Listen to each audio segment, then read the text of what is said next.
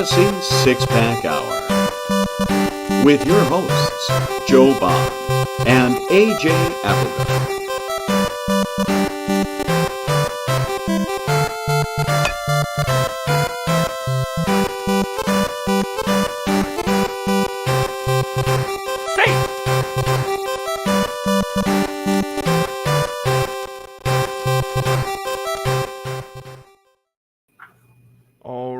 Welcome to the Fantasy Six-Pack Hour. My name is Joe Bond, founder of FantasySixPack.net. With me, as usual, Mr. AJ Applegarth, now back at the top for the brief moment there. And Mr. DapScout, what's going on, guys? Hey, man. What up? Doing great. All right, so we're gonna jump in this week talking about we're gonna look at some of the data for both hitters and pitchers the last couple of weeks. Kind of give you just a taste of some of the good and the bad players, kind of what our take is on these guys. There's some surprising names at the top, some names that we should probably start paying closer attention to, especially on the good side. On the bad side, I don't know if we're ever going to say, like, drop some of these guys, but it's just sort of like, this blows. But, we'll kind of dig into it a little bit. And then obviously we'll jump through some other topics, including the Braves, Aaron Judge, DapScout's favorite player, and we'll finish up there. So without further ado, make sure you hit that subscribe button, that like button. If you're listening, follow, leave those 5-star reviews. We appreciate it. And of course, jump over to FantasySixPack.net. Become an all-access member. You're going to get access to our award-winning rankings, our DFS cheat sheets, our DFS projections, our hitting and pitching planners, and then football season's right around the corner. I know a lot of you still are that are tuning in play fantasy football, so we've got our draft cheat sheet there. We've got our projections, our rankings. You get access directly to all of us on Discord, where you get to ask all of your questions directly to us, and so go over there, subscribe. If you sign up now, there's a 2-week free trial included, so there's nothing to lose, right? Just try it out. If you hate us, just leave. I don't think you will. So, all right. Great ringing endorsement. If you don't like us, well, we're still going to do this the same way. But if you don't like me, I will cry. But if you don't like AJ, for example, I'm totally cool with that. But if you don't like me, I take it personal. I will be very upset. I also take it personally if you do not like DAP. So please don't do that. Okay. Because I'll call them at like 2:00 in the morning and be like, why don't they like me? Why? So many answers, so little time. Okay, let's move it on. Oh, okay. Joe's doing Minesweeper. I don't know. I don't know what I'm doing right now. I'm trying to type out a tweet. Plant that flag, bro. I don't know. Speaking of my daughter randomly was playing Minesweeper the other day. I was like, holy hell, I didn't know they still had that on computers. She's like, oh, they don't. It's online. And I'm like, what? Oh, my gosh. It's an emulator, Dad. Ugh. Yeah. Sorry. But anyway. All right. So let's jump in here to our first topic of the night. We're going to be jumping into some hitters here that are getting our attention as far as fantasy baseball goes. And, these were just, I think there's 8 names here that we highlighted, 9 names here that we highlighted that kind of stood out to us. And Dap, I'll let you start here. Who's the one that kind of, that got your attention the most and why? Yeah, sure. I mean, look, I think it's easy for me to say Stephen Kwan for me, but I'm going to say David Hamilton. I mean, we're talking about somebody who initially started off as pinch runner, stolen base threat anytime he kind of came into the game, and also would be starting every so often. Now he's an absolute must roster player in all but the shallowest of leagues. And it's just showing up here in the numbers as well.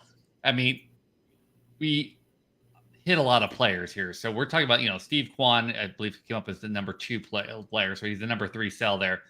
So David Hamilton is number 35 overall over this time span when WRC plus.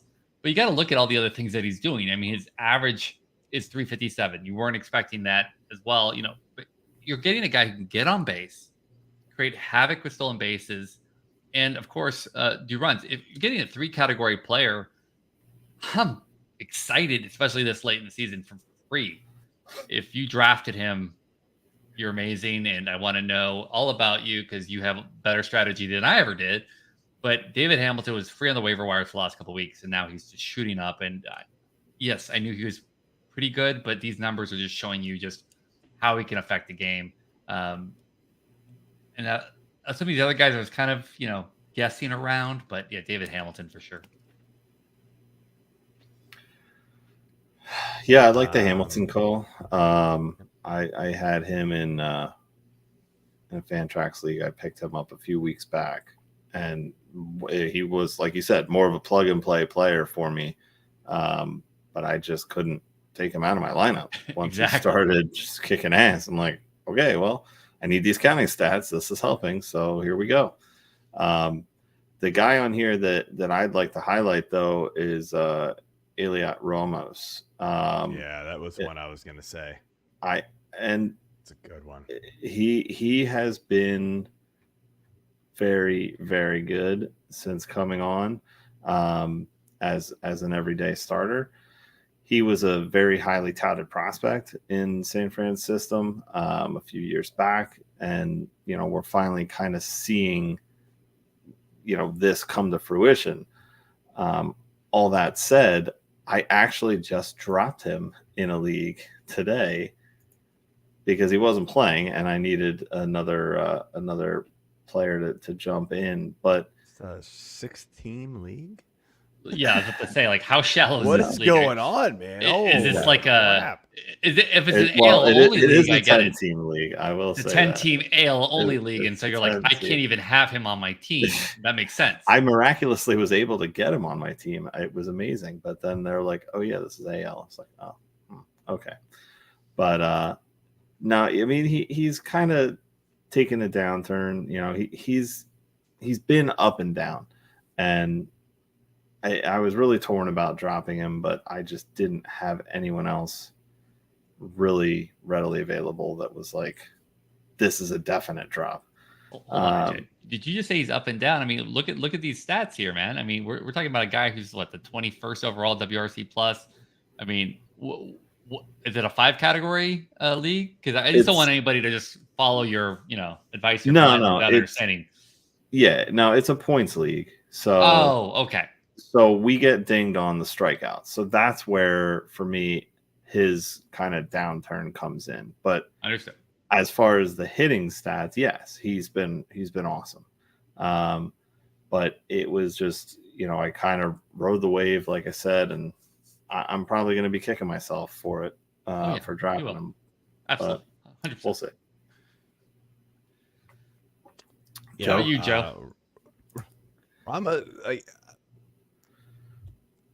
Dropping Ramos is interesting. I mean, he hasn't had a home run in a little while, but it's been 5 or 6 games. I'm okay with that. He's still hitting pretty nice.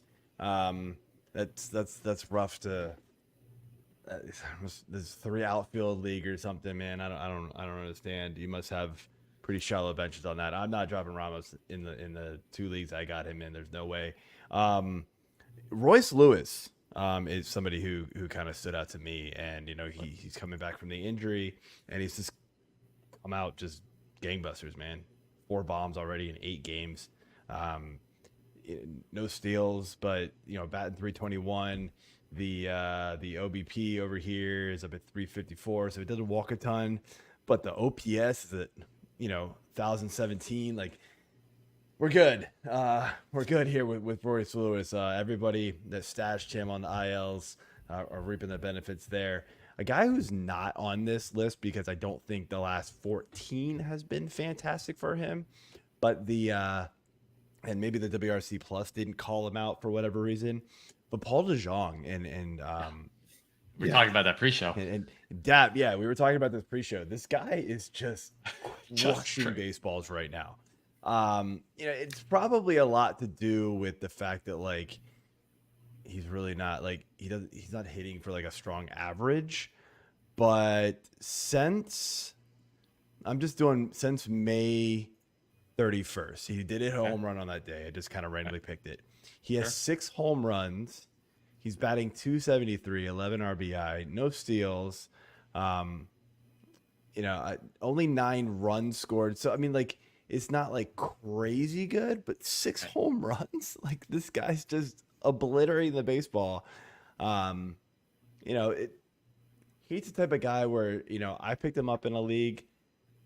We all know this is not going to continue. Oh, absolutely not. Like, there's no chance. But ride it while it lasts. Exactly. And then as soon as you get, this is the type of player, AJ, that as soon as you get 4 games in a row where he's 0 for 4, 0 for 5, 0 for 3, you're like, all right, see you later. Let me just tell you the last 7 games about Paul DeJong, right? Last 7 games included 2 home runs, 7 RBIs, an average of 357, 424 OBP, and 607 slugging. So that's about 1,000 something. Oh, wait, no, that's Heliot Ramos. That is the last 7 games. Who the hell would drop that? But whatever. I mean, I'm just, he's got a couple strikeouts. Oh, no. I'll tell you, it's the same guy who also just dropped Paul DeJong earlier this week. I am so pissed off at myself this week. I have made you cut the worst moves. moves. He had an 0 for 4 game, and you were like, all right, he's done. Got to wait at least a couple. No, well, so I cut him Tuesday. I needed because I lost a pitcher. That would have been the game. No, there was a no. I needed a reliever. I left the spot open Monday because I didn't care. It was a short slate anyways, but I needed another second reliever. You play the roster game. I know what you're doing. Yeah. The daily roster game. That's tough. It was a negative. A 19-point swing against me because I picked up, Hector Neris. Maybe we'll be talking about him later. I don't know. But he got absolutely shelled the day that I picked him up and got a negative 12, whereas DeJong got a positive 11. So that was awesome. That was awesome. So as I did the same thing to follow up today with somebody else who maybe we'll talk about. Like I said, I don't want to talk about this week. But as a fantasy baseball tip for those people out there that are playing daily fantasy or whatever, you should definitely have at least one spot open in your lineup that you have the latest hottest pitch, batter pitcher, like a Pilar, a Ramos, a DeJong, or in some cases you keep Ramos on your team and then you use like the other spot for DeJong, or it's whatever. But just that's something you should always think about. That extra DH, that utility, that should be your cycling player. So just something, again, tip for everybody. That's how you should kind of structure everything. Not for you, AJ. I'm not picking on you. No, I agree with that 100%. And it's like I said, I had a guy come off IL. I'm like short on roster. We do have short benches in that league, and it was just like it was a struggle to try to figure it out, and I'm paying the price for it, unfortunately. So let's jump over here to some of the standouts in a negative way, the guys who have not been hitting so great the last 14. I'll start here since I went last. The guy who and only because it's a little personal for me, Alec Bohm. Really struggling here it feels like more than a couple of weeks with him, honestly. I did not dig into the numbers, but he has struggled mightily.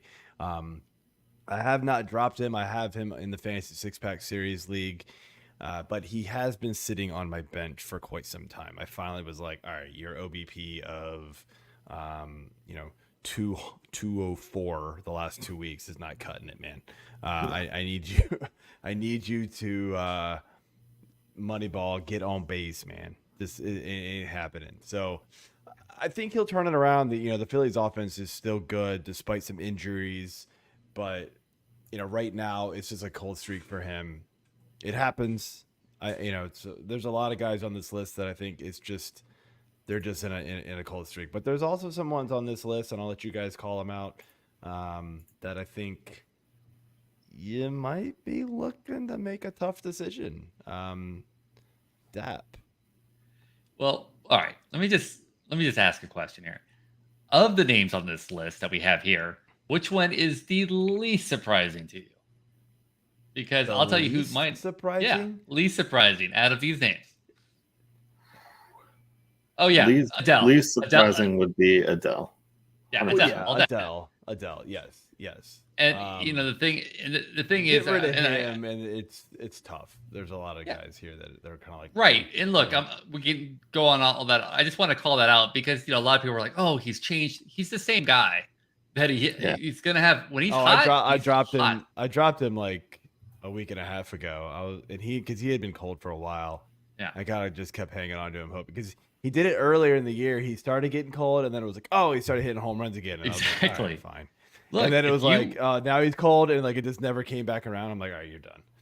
You can make a lot of money if you could somehow time the Adele ownership and starting correctly. Yeah. I mean, when he's hot. But anyways, so that's just what it is. Can we talk about your boy here? Yeah, I was actually going to call him out. So David Schneider, right?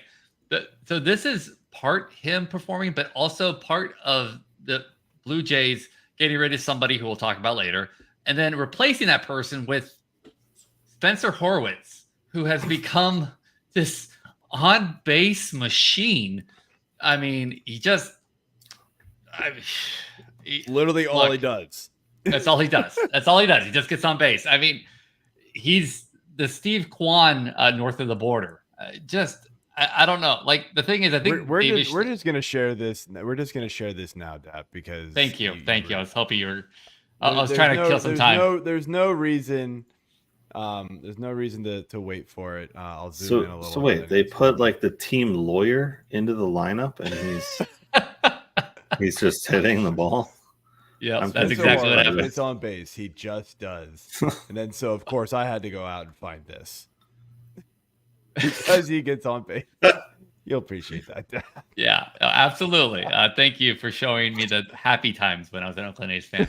Look, I mean, Horwitz was picked up everywhere in leagues that I had, 20 some odd teams, or I was an AL only. Horwitz was a huge pickup this week because he's basically the David Schneider of what David Schneider was supposed to do. Schneider was hot for the last month plus, and then, they started messing with his playing time again. And I thought for sure he's going to have consistent playing time when they got rid of somebody who we'll talk about later. But instead they didn't. And so, I'm surprised that he should not be named. But it was also surprising to seeing two Torontos on this. I mean, not really considering how they're playing, but preseason, I thought Toronto was going to be just a launch pad, and it's just not happening. Yeah. I mean, look, I wasn't a big Bichette fan coming into the season, but I wasn't expecting it to get this bad. I mean, there was at least the he's going to hit for a good average. There was at least he'll hit a few, he'll get to at least like 20 home runs, 25, right? He's that kind of player. I didn't think to me, Bo Bichette, unless something drastically changes, change of scenery, whatever it has to happen, new batting coach, something's got to change drastically for him, because he's not the player he was when he first came into the majors. He's just not. And he hasn't been for a couple of years, honestly. Yeah. That player is long gone, in my opinion. And,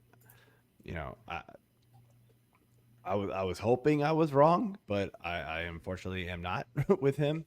Right. And it's just a matter of he's just not really.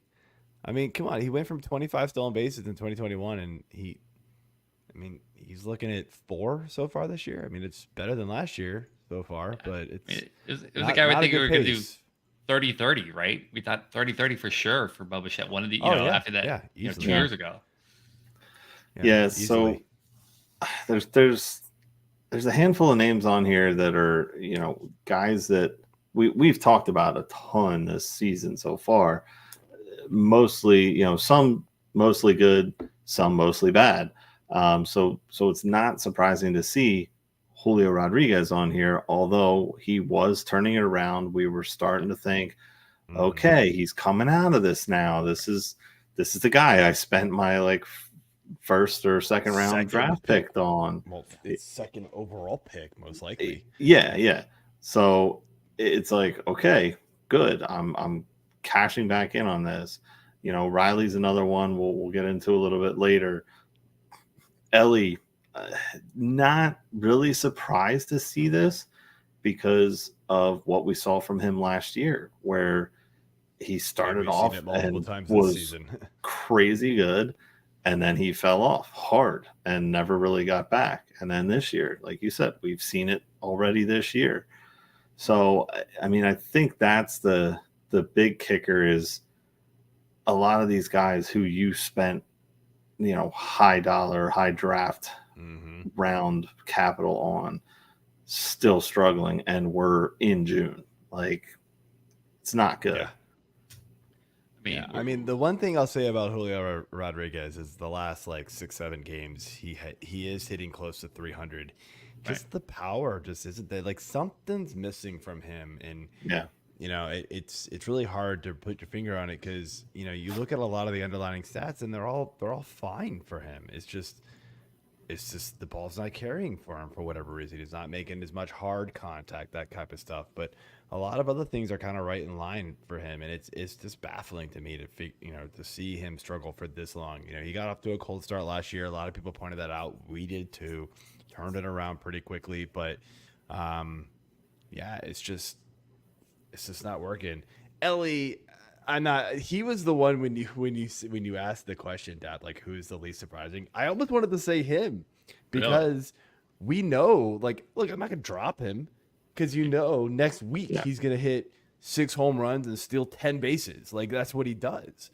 But you get stretches like this where he's a less than average baseball player for long stretches, and he's just. It's like at the end of the season, we're gonna be like, oh man, he was so awesome. But man, it's so hard to roster a guy like this because he'll kill you for stretches at a time in head-to-head leagues. It hurts. Chisholm's right there with him. Garcia is one who I cannot quite figure out what is going on with him. Negative. I know you roster him. Yeah. RC plus. And you almost had a chance to trading him, and I was like, nah, dude, I don't think I could do it. He was hot as fire at the beginning of the season. I didn't think that pace was going to continue, but this has gone complete 180. I mean, he was like, all right, I'm good. We're done, right? Yeah. What happened? A negative WRC plus. What? Holy crap! It's like we're playing a COVID season again, right? Who knows, man? All right, you guys want to switch over to some pitches? Yes. Pitch, please. Right, so little less players here. Little less. AJ, we will start with you. Who out of this list of? And I'm sorry, I'm used to not having to call up the names here, but Jack Flaherty, Brian Wu, Matt Waldron, Tanner Houck, Garrett Crotchet, and Kevin Gausman are the 6 standout good pitchers for the last 14 days for us. Who kind of stands out to you here? So I want to talk Waldron, but Wu was the reason that I lost the start and my whole week has been shot. So I'm blaming it on him. Are you sure it wasn't because you dropped Heliot Heliot been Ramos? Awesome. Yeah, I dropped him after. That was after. I grabbed DeJong and then dropped him first. I don't know, man. But no, Wu has been phenomenal. Butterfly effect. So yeah, exactly. But Waldron, I mean, this is awesome. It's fantastic to have a knuckleballer back in the big leagues. We haven't seen it in a while, and he's just been nearly unstoppable. I'm just very impressed with him in general, with what he's done. Sorry, I'm trying to scroll down to get to him because I have him on a team. Want to look at his stats there. So while you're doing that, AJ, real quick. Yeah. Dap, remember a couple of weeks ago, I asked you, I was like, Matt Waldron's sitting down on my waivers. I feel like I really want to get him. I needed strikeouts bad on this team. And you were like, well, as long as you're okay with him crushing your whip. Since then, by the way, he has decided to not walk anybody. Yeah. Which has been incredible.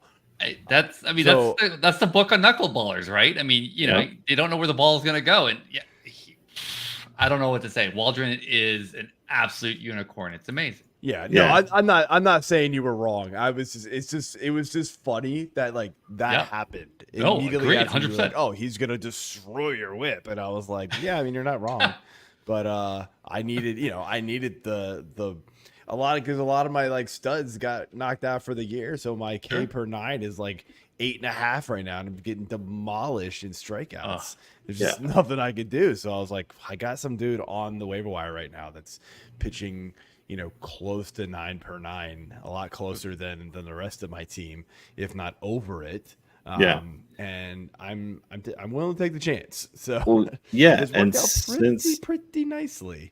Yeah. So since the 24th of April, really, between the 24th of April and the 23rd of May, so basically a month's worth, 6 starts, he averaged 2 walks, which is, right in line with what you were saying, Joe. Basically 2 a game, and his strikeouts were kind of all over the place.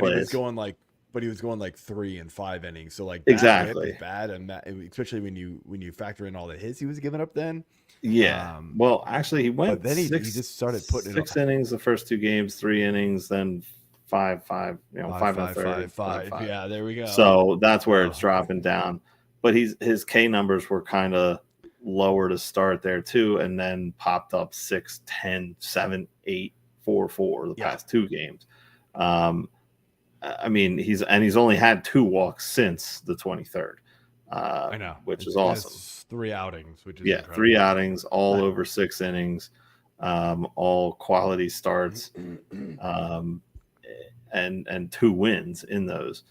Now, granted, the competition maybe not the best with Miami, the Angels, and Arizona, but who cares? I mean, it's still stats that are going to count and help your teams, to win. Especially in points leagues. What's that? I'm totally fine with it. Yeah. So if for whatever reason he's out there, go get him. Yeah, I mean, look, the most surprising here is Jack Flaherty. I mean, without a doubt. Long has been Jack Flaherty. Yeah. So I mean, somebody who, when he got traded to Baltimore last year, we thought, okay, maybe he's gonna, change the scenery from St. Louis, and he was terrible, right? Almost 7 ERA, and this year is completely out. I saw him in auction leagues. I saw him everywhere, and I didn't want to touch him for anything. And then he had a couple of good starts. I was like, okay, whatever. And he's continued this, and I can't believe it. Just absolutely mind blowing that Flaherty's there. And if I had Flaherty in a even season long dynasty, whatever, I'd be trading the heck out of it. Right, yeah. But I mean, anywhere I could trade him, I would trade him.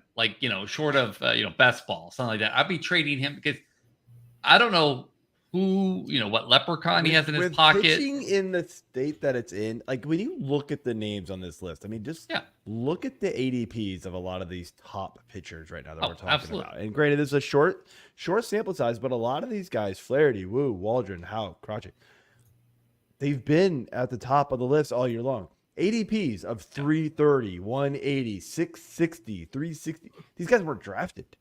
Right. I mean, this is the state of pitching right now. Strider's gone for the year, right? The Verlanders came back and he's terrible. These guys that you normally and typically can rely on have not been great this year. Even the guy at the bottom of the list, Kevin Gausman. I highlighted him. His WOBA was decent enough that I was like, it's sort of good.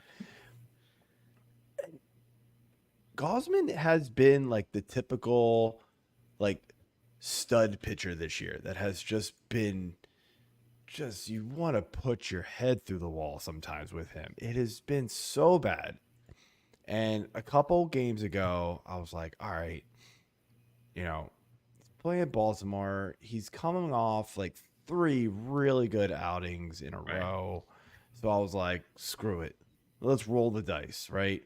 6 earned runs in 6 innings.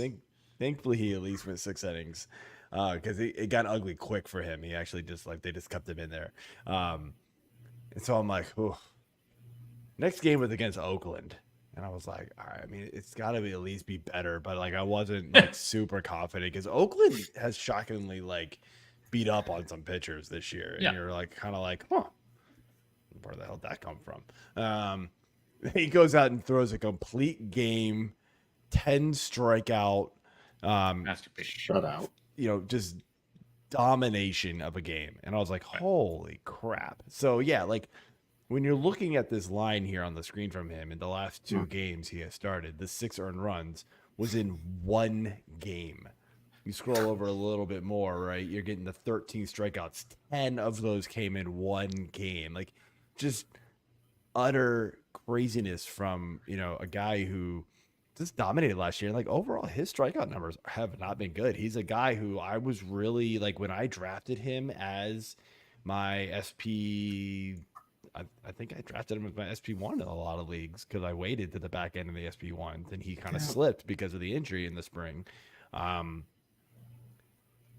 was like, all right, well, I'm probably getting 11 Ks per 9 at least from him, right? Yep, right. I mean, you're looking at like 9 right now. It's he had what we were expecting. Yeah, he had before the Baltimore game and his 3 strikeouts. Again, only 3 strikeouts against Chicago White Sox Memorial Day weekend or week. And another 10 against Detroit. And then 10 the game before. I was like, dude, what are you doing? Yeah. You found a quote from him or something, right? About how he was saying like he wishes he had just started the season on the IL just to get right. Yeah. Like, I'll have to find it now. Yeah, but yeah, so he's the one where it's kind of like, man, it's so maddening sometimes. And then you flip the script here, right, to some of these pitchers who aren't doing good. And another guy, and I remember the thing, six-pack series league draft, and I went into it and I was like, or maybe it was my best ball league, I forget which one, but I remember they came up on the draft board and I was like, all right, I'm going pitching here.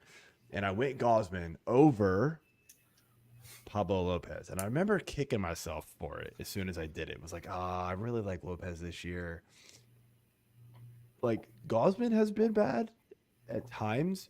Lopez has been bad all the time, it feels like. He just cannot figure this out. And I don't know, Dap. We were talking pre-show about him, and you say that you still trust Lopez to be better than Gausman the rest of the way. I'm not so sure, man. Like, this is not looking good for Lopez. There's just...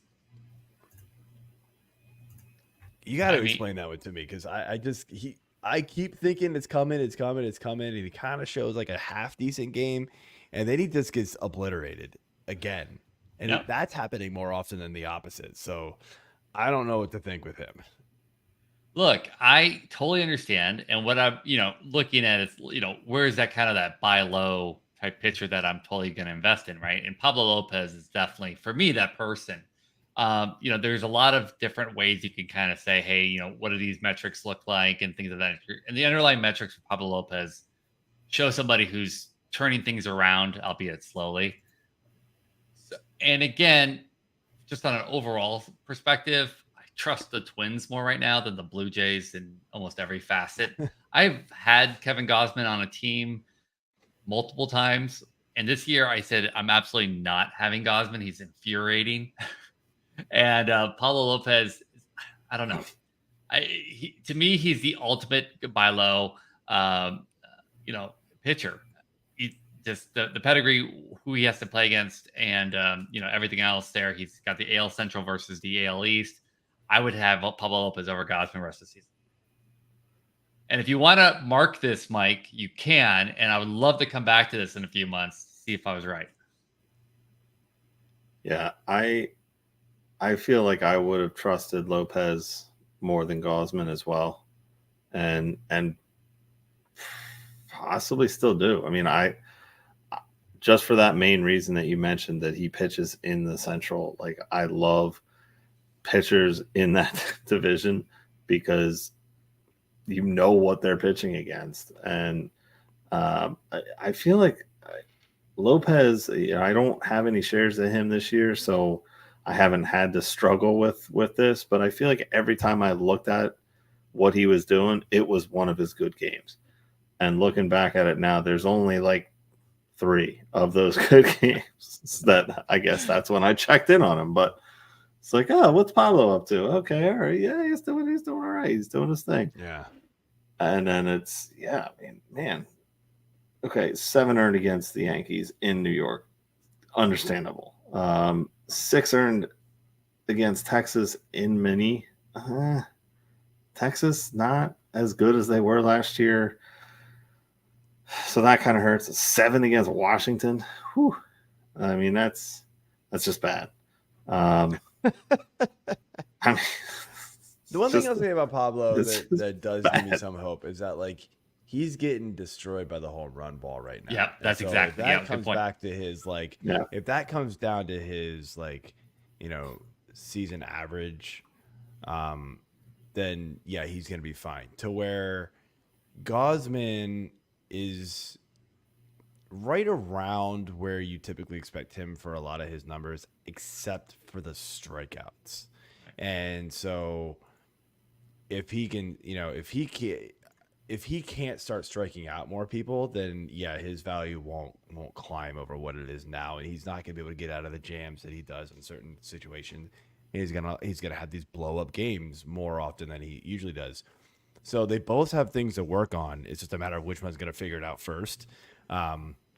I'll say at least to this point in the season, Gausman's been better. So yeah, it hasn't been good for either one, and yeah, and look, Chad here in the comments is sort of agreeing. He sort of didn't really like either one of them, but yeah. Yeah, look, I think the thing is right, it's that, giving advice moving forward, right? I think Pablo's the way to go. When you look at the home run numbers, right, this home run rate, there hasn't been a discernible increase in hard hit rate, or the barrels against Pablo Lopez. So even though there is definitely a home run rate increase, it's crazy. There's not like that underlying numbers like, oh, his stuff has decreased. So again, just another kind of push there for Pablo Lopez. So I apologize. Yeah. I didn't know it was going to be a Pablo Lopez, fanboy today, but obviously. Don't worry. We'll let you rant one more time tonight, and we all know where that's coming. But yeah. So, I think that's it for this topic. The next thing on the slate here for tonight is the Atlanta Braves, and wow, it's gone south in a hurry. And one of the guys that we had on the sheet earlier that we didn't talk about, that has been a big factor as to why this team isn't performing, is Austin Riley. This tweet from Kevin Keneally? Keneally? I don't know. Sorry. The league has figured out Austin Riley is the worst hitter in baseball against the fastball, and is throwing him more fastballs than ever before. Nice. Yeah. I mean, bold statement, but not totally wrong, I guess, at this point. We talked about Austin Riley, like what I think it was the last show or the show before, Dap, and where I think you and I were both saying like, oh, because AJ, this was the one you weren't on, so it was a couple weeks ago, where it was like we wanted to believe in Austin Riley. Like a couple of seasons ago, it was like, nah, that's not for real. Last season, it was like, all right, fine, I guess I'll finally believe and buy into it this year. Well, damn it, got fooled. When you're around that type of offense, and you've done it 3 seasons in a row, it's like, okay, fine, you've convinced me. Well, damn it, I'm not Yeah, everybody's getting hurt by Austin Riley, right? Absolutely. So I feel like this is and the Braves in general, they're just not a great team this year. Not anything like they were last year. I feel like the Austin Riley catch is like a poker game where you're sitting at the table and you're like, all right, well, got pocket jacks. We'll see what we're going to do. Maybe we're going to push in a little bit, and then you end up winning. Okay, all right, well, you're getting a little good. And next season, it's pocket queens. All right. Next, you're like, oh, pocket kings, got this. And then pocket aces fall on the table, and you're like, damn it, son of a bitch. That's the season. Like, Yeah.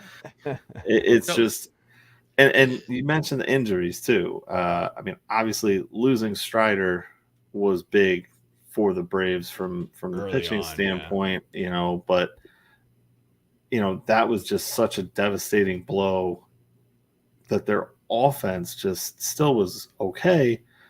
But then you lose Acuna. Now Riley is down. You know, you're getting help from guys like, you know, Kelenic.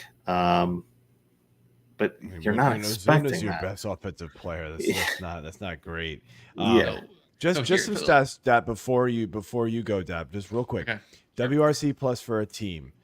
Atlanta on the season is exactly league average 100. So they are like 15th in the major leagues at WRC plus. The last couple of weeks, they are 28th in WRC plus at 70. So 100 means you are like totally average major league hitting team. So use that to speak. So here's the thing, right? It's not like Riley has never been able to hit a four-seamer. In 2021, when he first came up, right, he had a 538 expected slugging average against them, 565 the next year. So he actually improved. And then he went down to 494. And then this year, he's at 400 expected slugging. So it's not just the fact that, you know, he's always had a problem with four-seamers. It's he suddenly like woke up and doesn't know what they are, type of thing. And that's where it's really been bad. Yeah, Acuna's gone, but what we had always hung our hat on during the entire preseason, we're hyping it up and we're talking about these slow starters, et cetera, is that they're a veteran team, right? There's tons of people that could do there. And the Atlanta Braves organization overall, we thought was rock solid. And if anybody could develop somebody or keep everybody's head kind of level after all these injuries, it was going to be the Braves. And they have fallen apart from both, you know, Austin Riley, but from an organization entirely. Other than I think hard hit percentage, I think everything else are almost dead last from the bottom like six teams in almost every offensive category. So it's an absolute mess there, and I have zero idea why it's happening. Yeah, I mean, as a Phillies fan, I love it, but at the same time, as a baseball fan, you don't like this. I didn't expect this at all. Like I felt like this division was going to be a race the entire year. And, you know, it was to start, especially the first series, because Philly lost to Atlanta. And it's like, oh, here we go again. But, you know, since then, really, it's just been back and forth. And, you know, I feel like these injuries are creeping in and it's just done something to this team. Like, I just don't get it. And, you know, so we'll see. We'll see if they can kind of rebound back. They're 9 games back right now. Not insurmountable, but you know it's going to be a tough stretch here with Philly because they lost Real Muto. We'll talk about that. You know, or we'll talk about that in injury news. So, yep.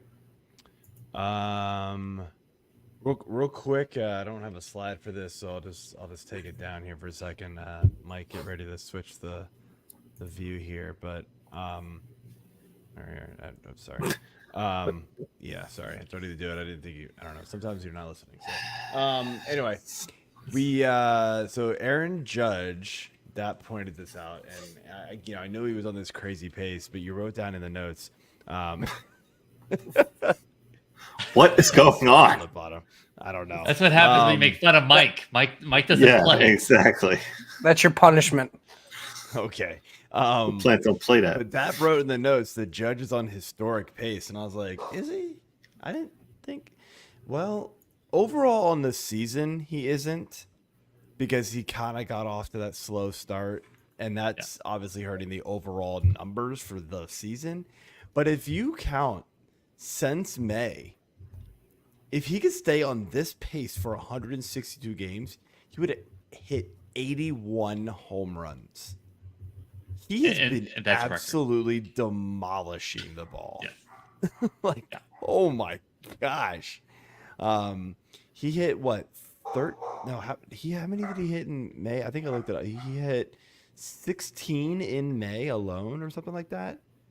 I mean, just incredible what this guy is doing. Him and Soto are they're just having fun out there, man. And like, I don't know, like I get to the point where it's like, if I'm opposing pitchers, why am I throwing the ball to either one of those two?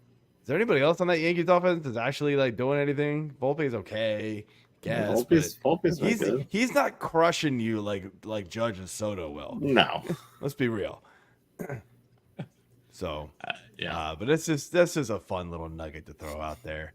So now we get to have some. What a great nugget! What a great nugget! I love it. I love it.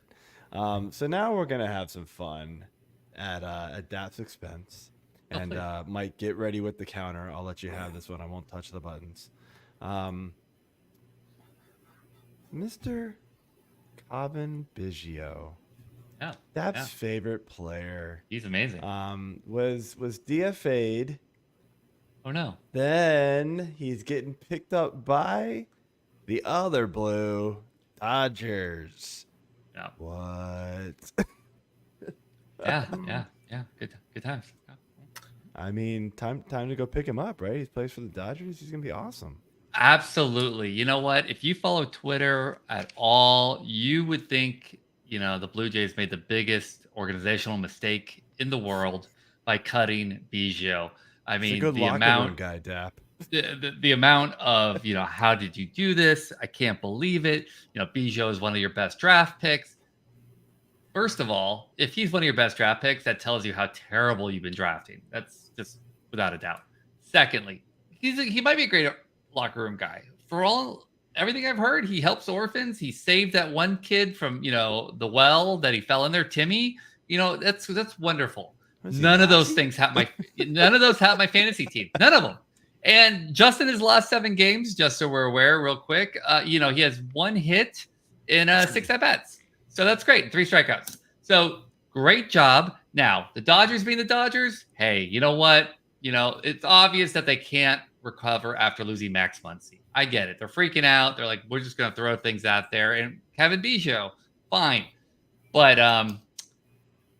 awesome. That's all I can say. It's like finding out that your ex-girlfriend decided to, go with anybody else. Because honestly, fine. You go. You take your horrendous bat, the blocking of Davis Schneider, who apparently is going to get blocked by everybody, and please leave. Just go. That's Toronto's goal forever, is to piss you off and block Davis Schneider. If it wasn't with Cavan Biggio, it's gonna be with Spencer Horowitz, Mr. I Get On Base. Well, but the thing is that I just learned, and thank you for letting me know this, AJ, is that your brother is the GM for the Toronto Blue Jays, because he just drops people when they're bad for 3 games. So that was really cool, man. Letting me know that. So thank you. That's good text, AJ. Thank you. You're welcome. Oh my gosh. I mean, I try to let my influence help him in decisions as much as possible. But so I'm over here dropping quality players instead. Triples, just last 30 games, just to give you a taste of what the Dodgers are going to get. 129 average, 289 OBP, and a 194 slugging. Yes, his slugging percentage is almost as bad as his average. So, yay, Dodgers. You got him. They're going to play him for like 3 games, dodge him for 3 weeks, and he's going to come back and he'll be hitting homers like Judge. He's going to have 10 home runs in next week. I just know it because just to spite me, it's going to happen that way. Yeah. But yeah. So anyways, Cavan Biggio got DFA'd. No, shoot. Yeah. Oh my gosh. All right. So let's start finishing up here, and we got some injuries. There actually is not a lot of new injuries here. We've got JT Realmuto, obviously. AJ, I know you want to talk about that one. He's out for, they're saying just a month after getting surgery to repair a small meniscus tear. Yeah. Somebody who has to sit behind a plate. That feels like a short timetable, but I'm no doctor. But that's and good, this is something he's been dealing with for a few weeks now. They were trying to see if it was something he'd be able to work through and play through, but with as well as they're playing right now, I guess they figured, screw it, let's put him on the shelf now, get him back healthy, for the stretch run and into the playoffs. It didn't sound like it was a major surgery. But again, like you said, he's a catcher. His knees are bent the majority of a game. So it could be an interesting month here. I think it might be a little longer than that personally, but I'm not a doctor. I just play one on TV, so we'll see what happens. And did you stay at a Holiday Inn Express last night? Not last night, no. I did sleep in a tent last weekend. So I did sleep in a tent last weekend. Did you come back with bruises all down your left side? No, I did not. I am fully healthy. Well, I mean, that's the debatable relative term, but I'm as healthy when I left for the Jeep race as when I came back. Yeah, maybe I did hit my head somewhere. I don't know. There was lots of bourbon being drank and Cuban cigarillos flying about. So anyway, yeah, the speaking of good clubhouse guys, the vibe tribe of Garrett Stubbs will be splitting time with Rafael Marchand, which is interesting because they said it's going to be basically an every other game split. So we'll see how that goes. Hasn't been great so far. Yeah. So other injury that was sort of noteworthy because he started getting on fire was JP France, not JP France. Ty France. Ty France. Thank you. Yeah. JP France is the other France that plays baseball. Yeah. But he's a Ty pitcher. France. Unfortunately, I feel like that was my fault. I picked him up on 2 different leagues. Very nice day. He goes on the IL. I'm like, what the hell just happened? Did I say his name? It. I know, like simultaneous. I don't know what happened there. But we do have a lot of players returning soon that I think are very noteworthy to talk about. Kyle Tucker, he's not going to return when first eligible like they first thought, but it sounds like it's going to be any day now. So first eligible, I believe, is Friday. Yep. But he's not far off, like a couple of days from now, it sounds like. Edwin Diaz was activated. Want to get your quick thoughts on that, because we do know he's been struggling hard this season. So he did pitch tonight. He actually got the win. It looks like he struck out a batter, allowed three total perfect, not a perfect ending for him, but no hits, no runs, a strikeout. So look, that's a good sign. Are we back in on him? Like, we just picking him up and just hoping he can be back? So if you're in a closer, a saves only league, then you have to, right? I mean, there's just no way around it. But he looked awful before the injury. We highlighted the Diaz brothers and how bad they were being, considering especially where they were drafted. Mm-hmm. I wouldn't touch him, at least until I could see what's going on. The Mets are just a dumpster fire right now as well. So good luck with that. But I mean, again, if you're in a saves only league, of course you have to pick him up. You have to go grab him. Or if he's available in a saves only league, oh my God, just pause this and go pick him up. But I don't trust him at all right now. I don't know if he's really healed. And like I said before, his performance was really messed up before even he went on the IL. Yeah. Yeah, I had him stashed in one league because I drafted him and let him sit on my IL, and I pulled him off. It was like, all right, well, I have other guys that need this spot, so don't screw me here. So it is kind of, I had him in my lineup tonight because it was Miami, and I didn't know what was going to happen, but I think it will be a bit of a trial and error matchups play and see kind of how he is if he starts playing well. Play a reliever. How do you do that? How do you do that? Well, if you know how to play this game, then you know how to do that. Yeah, man. If you drop good players, well, so the kicker is I picked up Scott, who got the loss and a -8 for me today. So good work. Killing it. All right. Another pitcher returning soon, not as noteworthy, but Dean Kramer for the Orioles, hitting his rehab assignment soon. Another pitcher, though, Kodai Senga, probably I would say at least a month away still, but starting to get close enough where I think it's getting to that point where, I don't know, if you're a competing team in a redraft league, he's not going to be out there in most leagues. I feel like he's rostered, stashed, whatever. But do you go trade for him? Like now, he's far enough out away. Like, do you go trade for him? Maybe you can stash him on the IL. Hope he can come back. I don't know. Me personally, I'm a little weary about these pitchers coming off these like lengthy IL stints. You never know. Like, it could take him time to ramp up. So even if he does come back in the middle of July, you may not get him like really pitching that well till August. Maybe that's enough for you. I don't know. What do you guys think? I think with the situation that pitchers are right now, I think sure. He has a pretty good ceiling compared to what's on the waiver wire, but it's gonna matter what's on your roster. I mean, is it something where you just need that extra piece to compete and win and hit the playoffs? Then absolutely, but the price is not going to be any lower than it is right now.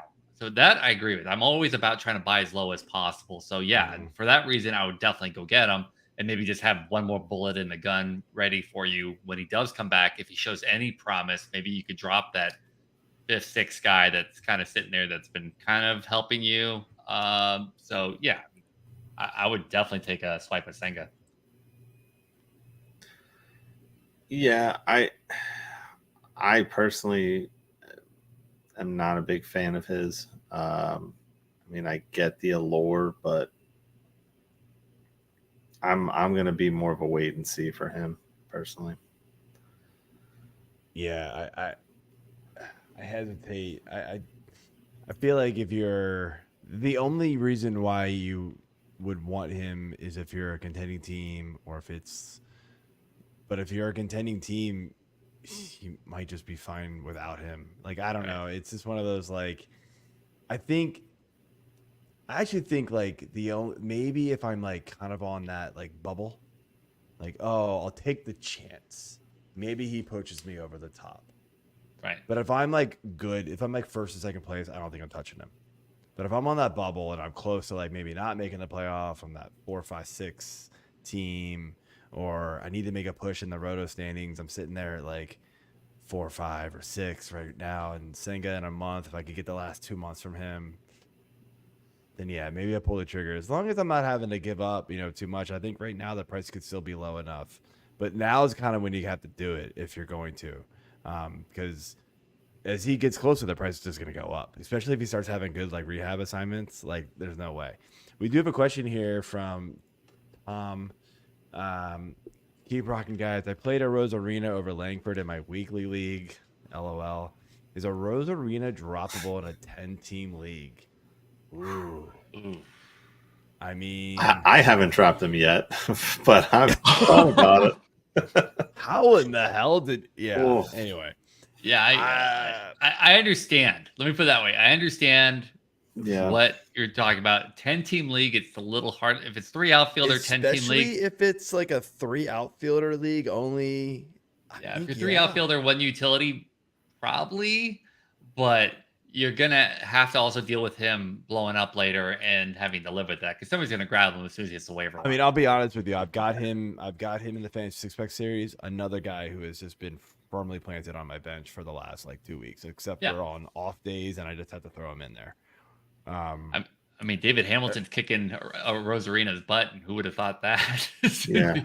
I mean, the other thing is like he's not even playing every day now. Like they're sitting him on and off. Like it's not. But the crazy thing, and we talked about this with our guest the other week, right? Yep. The Rays are still batting him second when he's in the lineup. This guy has been atrocious. Move him down. See if it helps ease some pressure or whatever. Like, you got to try something different with him because what you're doing isn't working for him. So, yeah, it's no bueno. That's a tough one, man. Like, I'd have to see what's available to really make that decision. But I honestly, if there's somebody good out there, I wouldn't blame you for dropping David Hamilton. 10-teamer. Yep, I have thought about dropping him in a 12-teamer, and we play 5 outfitters. I have thought about it a couple of times. Like, this dude's killing me, and we do OBP as well, and he's like at least moderately okay there, but it's still not great. It's just been bad all around for him. It's disaster. So, over here to our fun tweets of the night, and I'm saying tweets because there are a couple. So many good ones. These we have so many good ones. Yeah, Uncle Ted. We mentioned Spencer Horwitz early. Definitely must add right now. So yes, let me share my screen again.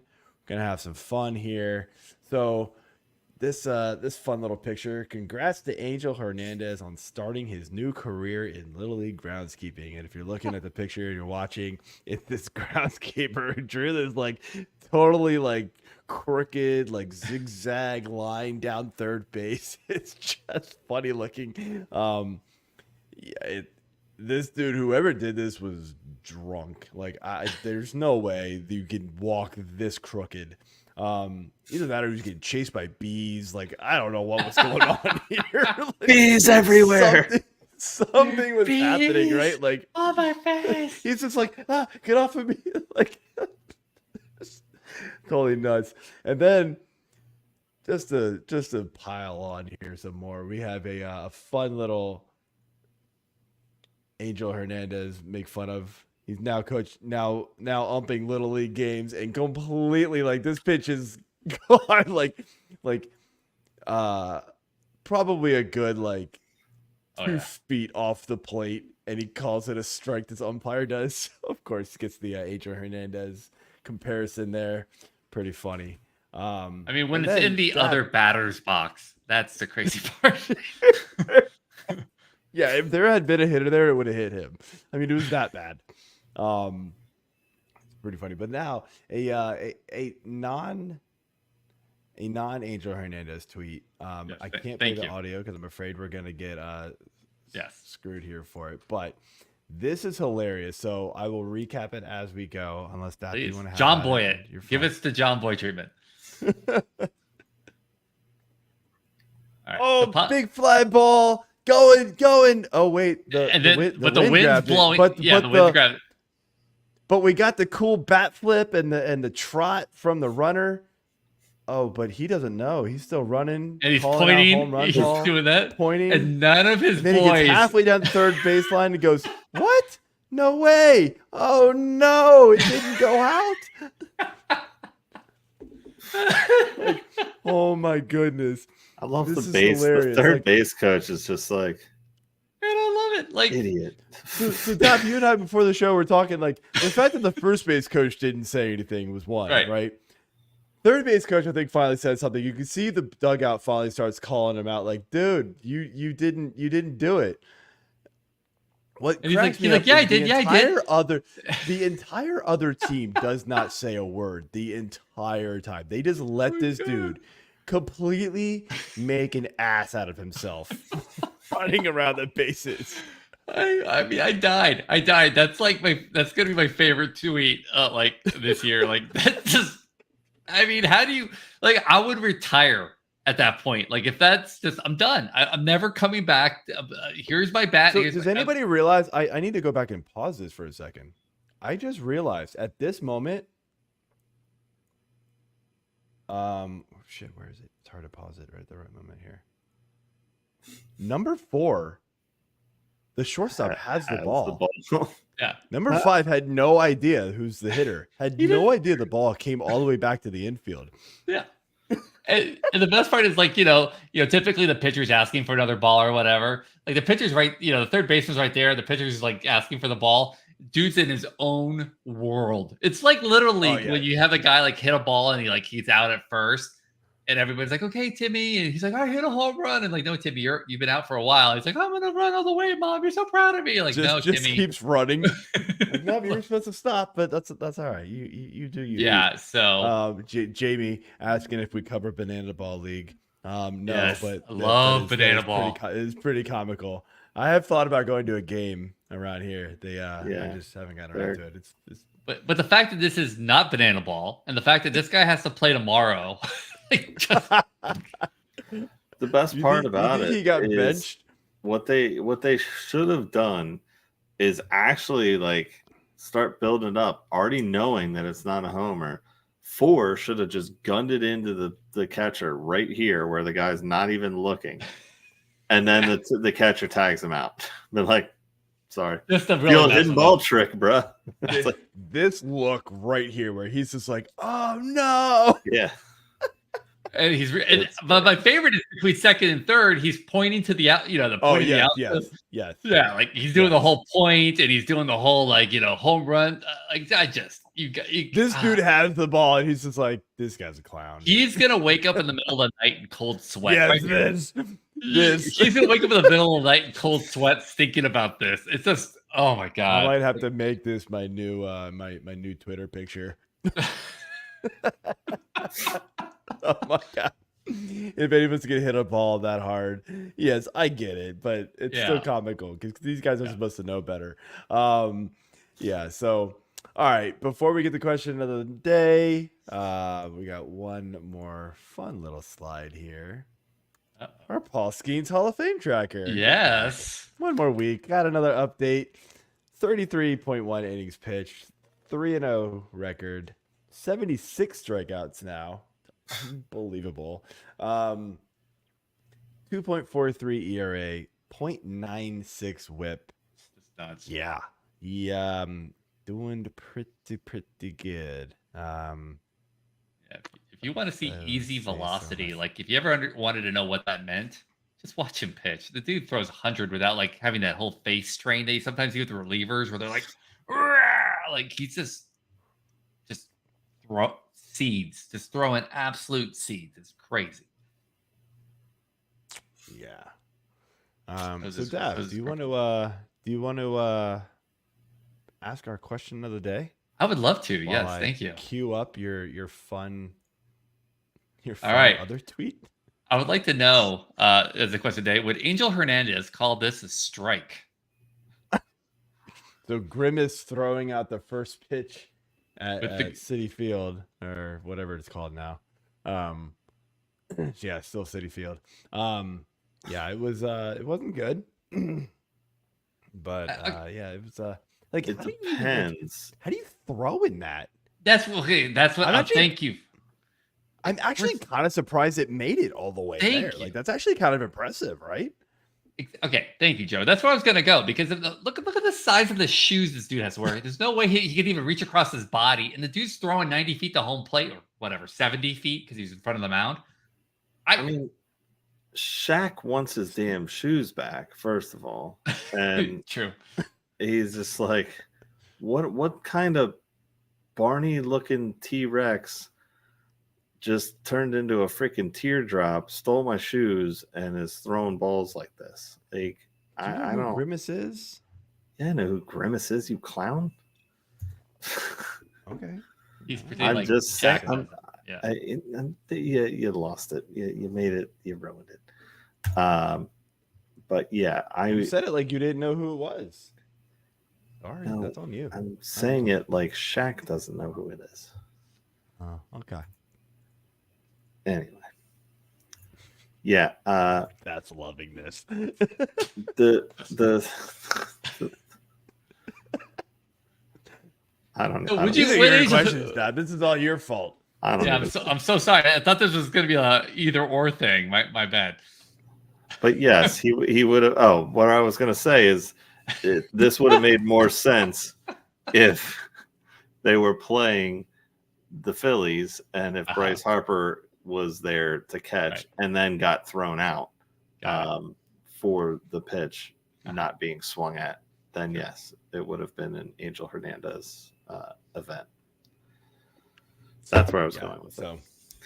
Eventually, I get back around to. So I don't remember. Would be. Angel Hernandez call this a strike? I mean, yeah, sure. I don't know. Wow. Thanks, Joe. Thanks. That's a lot of. What do you think, Dad? Yeah, sure. He called a strike.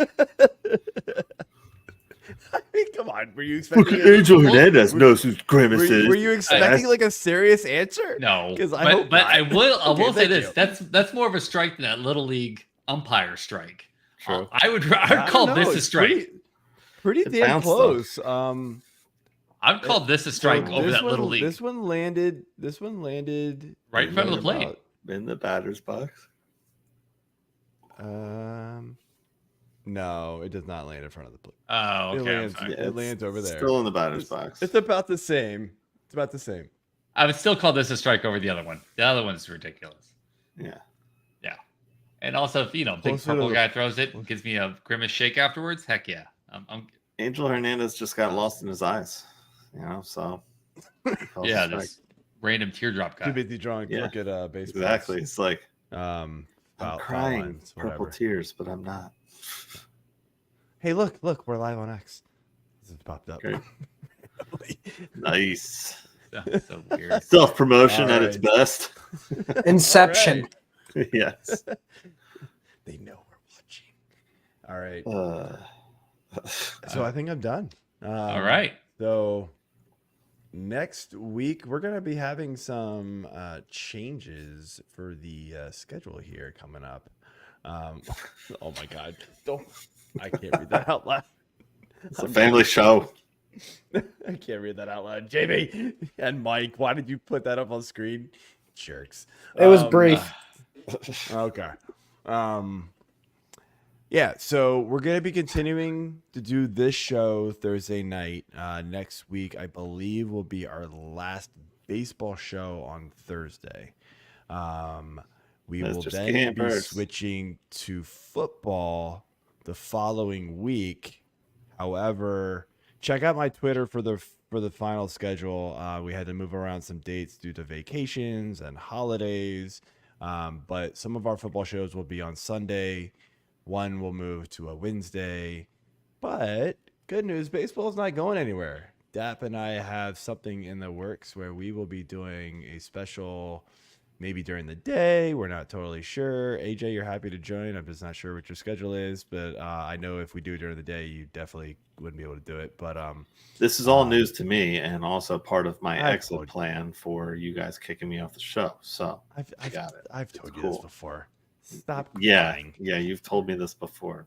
There's no crying in baseball, AJ. Do I look like Jesus. I'm crying big purple butt plug tears? No, I'm not.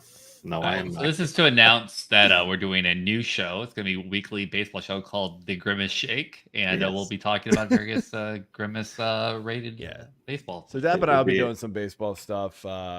We haven't totally finalized everything, but we'll be doing some baseball stuff, maybe with AJ, depending on when we can actually fit it into our schedules. But baseball will not be going anywhere. Fantasy Six Pack Hour will be expanding. So Yes, Good I will news. also be known as the Schmanessy Shake Shack Hour from here on out for baseball. I don't know. Happy Father's Day, everybody out there. Okay. Hit the subscribe button, like button, follow, subscribe, whatever. See y'all later.